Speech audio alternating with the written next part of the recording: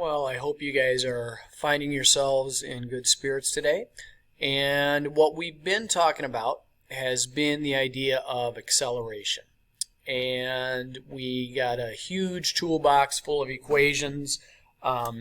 We really kind of ramped up our learning last class. Today we're going to talk about a special circumstance of acceleration, which we're going to be applying quite a bit throughout the year, and that is the concept of free fall acceleration. What free fall acceleration implies is that there is no air resistance, and that would affect your acceleration rate. If you are a skydiver and you pull your parachute, you're obviously not going to fall at the same rate as if you don't pull a parachute. So we're going to be looking specifically at the idea of free fall acceleration. Now, there is a YouTube video here which will do a pretty good job of illustrating this.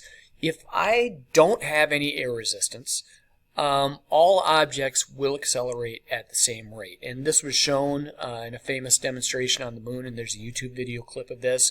And on one of the simulations that you will have the ability to adjust the amount of the atmospheric pressure to see how that affects the air resistance. But I want to point you to something here. Let me get a projectile up. So here I've got a projectile launcher. Let's kind of erase this a little bit. And I'm going to shoot a cannonball straight up. Okay, and I want you to notice that we're going to have actually two vectors here. And those vectors are going to be velocity and acceleration. Okay, there's going to be two different vectors here. So I'm going to launch this object up. And when I do so, I want you to notice the green vector represents the velocity. The yellow vector represents the acceleration due to gravity. Notice the acceleration vector will not change. And as I go up here, when I hit the top, right here, now I have no velocity vector. My velocity is 0 in the y direction at the peak.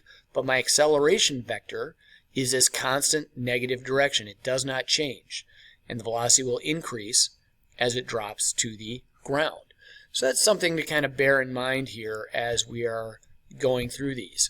So it really doesn't matter if I have a strobe light and I watch an object fall.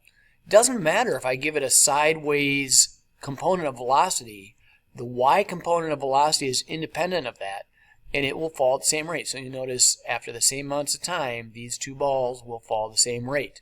But notice with a strobe light, each displacement over an equal amount of time continues to get greater and greater and greater. So there are actually a couple YouTube videos that I want you to watch related to free fall, and I want you to kind of play around with some simulations as well related to that. And we're going to show you a little bit how to solve some of these problems. So as you do this, all of our prior acceleration equations are going to be applying. A couple things to bear in mind here. Okay. The value for the acceleration due to gravity on Earth, we are going to take as being a negative 9.8 meters per second squared. Now this is a little bit different. It's going to vary a little bit. If you're on the top of Mount Everest, it's going to be a little bit less than if you are in Death Valley. If you are at the equator, it's going to be a little bit less than if you're at the Earth's North Pole, and that's due to the Earth's rotation, and your inertia is kind of throwing you off and kind of lowering your acceleration due to gravity, but it's really insignificant in terms of our numbers here. It's on the order of 1/100th of a meter per second squared.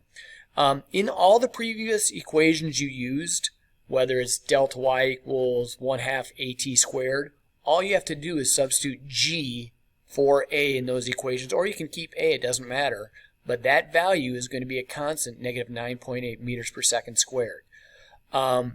On the AP test, in fact, they might even just let you get by with 10 meters per second squared. They're really more concerned with your ability to solve the problem than your precision. Make sure that when you do this, that your acceleration is a negative value. It is a negative y direction. And make sure that in free fall, you got to be careful that your y displacement is going to be a negative value here. Okay, so make sure that that is the case. So let's solve a problem here illustrating this idea. So a freely falling object released from rest requires 1.50 seconds to travel the last 30 meters before it hits the ground. What's the velocity of the object? 30 meters above the ground. What's the total distance that the object is going to fall? So this is actually kind of a little bit of a complex problem. I chose it kind of by design just to make sure that we could incorporate a few different ideas. But I want you to get in the habit of kind of thinking about how these things work here. So let's first diagram this out a little bit. Let's choose a little blue color here to add a little bit of variation. So I've got an object, and it's going to fall a little bit. And I want to know during this last 30 meters, and I'm going to be careful here, this delta y is actually a negative 30 meters here. And I want to know that time is 1.50 seconds that falls at. I want to know two things here. So these are my givens, and actually I'm going to add a third given. I know that the acceleration due to gravity, g, is a negative 9.8 meters per second squared. So these are going to be my givens right here. I diagrammed it. Now these are going to be what is given to me. My unknowns are two things. What was the velocity? I'm going to call that v1 at 30 meters above the ground.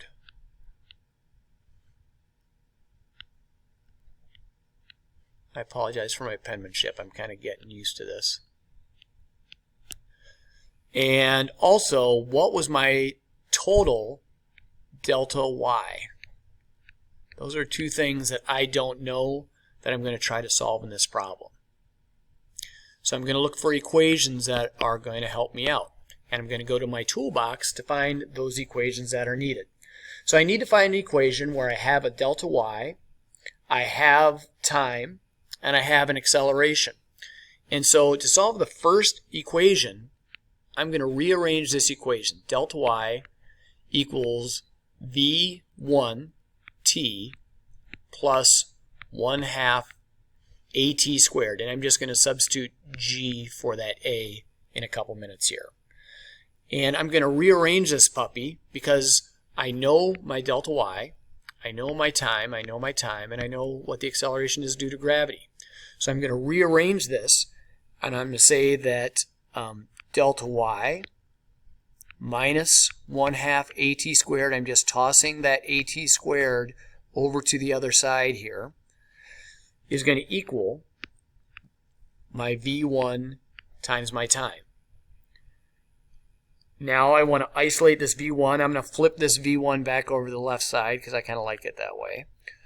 My v1 is going to equal delta y minus 1/2 at squared divided by t.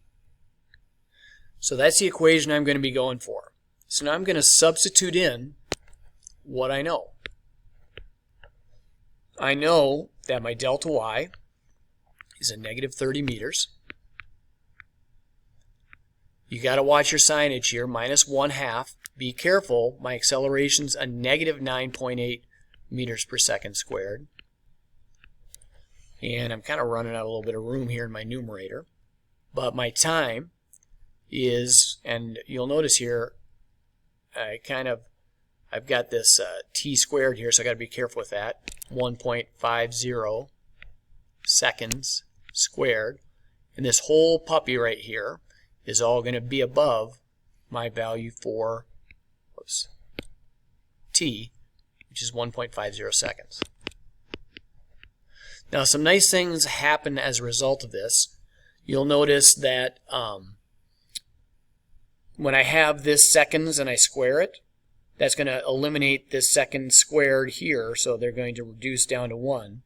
And I'm going to just end up with meters per second, which is what I want my velocity to be in. If you find that your units don't match what you're looking for, that indicates a little bit of a problem.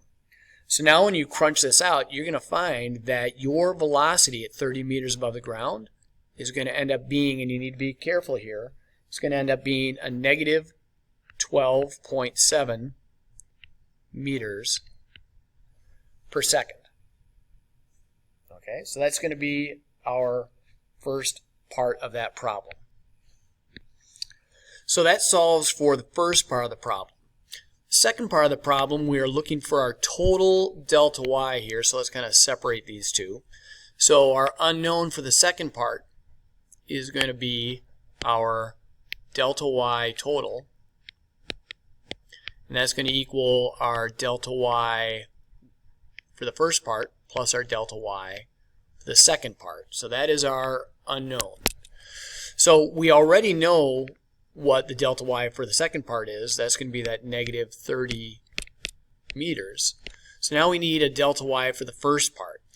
But we need to find an equation that doesn't have time in it, because they didn't give us the time for the first part, but we do know that it started from rest. So we do know that its v initial is going to be 0 meters per second, and its v final for the first part, we called v1, was a negative 12.7 meters per second.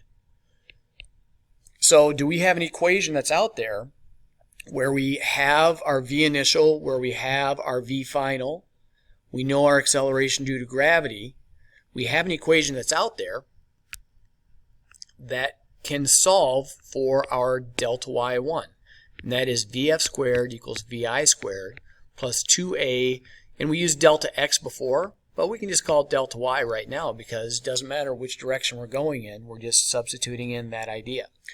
So let's kind of keep moseying on down this road here. Let's rearrange this puppy to get what we're looking for, which is this delta y for part 1. So I'm going to rearrange this. My vf squared is going to equal, well, vi squared was 0, so we can take that hussy out of there and call this 2a delta y1. And now we're going to isolate this delta y1 and saying that that equals vf squared divided by 2 times my acceleration due to gravity. So now we're going to substitute in what we know. We know that my delta y1 is a negative 12.7, or my first VF was a negative 12.7 meters per second. And some of you might be troubled by the fact that that ends up being a positive when you square it, but it all comes out in the wash here, as you're going to see. 2 times negative 9.8 meters per second squared. And what's handy about this is that you get second squared in the numerator, in the denominator of the numerator, and second squared in the denominator of the denominator. Those are going to fall out. And you get meter squared over meters, which ends up dividing into a meter, which is exactly what we want for displacement. So when you crunch these numbers, you're going to find that delta y1 equals 8.2 meters. You need to be cautious though. This negative squared ends up being a positive. You've got negative in the denominator. So my delta y1 equals negative 8.2 meters. My delta y2 equal to negative 30 meters, because that's how far it fell in the second part. So the total delta y is going to end up being negative 38.2 meters. Now, I didn't incorporate all of our acceleration equations, but this one did a good job of showing a couple different equations that you could use to solve this. Okay, so you have an assignment that is attached. Please work on those problems. Don't hesitate to email me if you've got questions, and make sure you submit that prior to next class. Okay, good luck with those. We'll talk to you soon.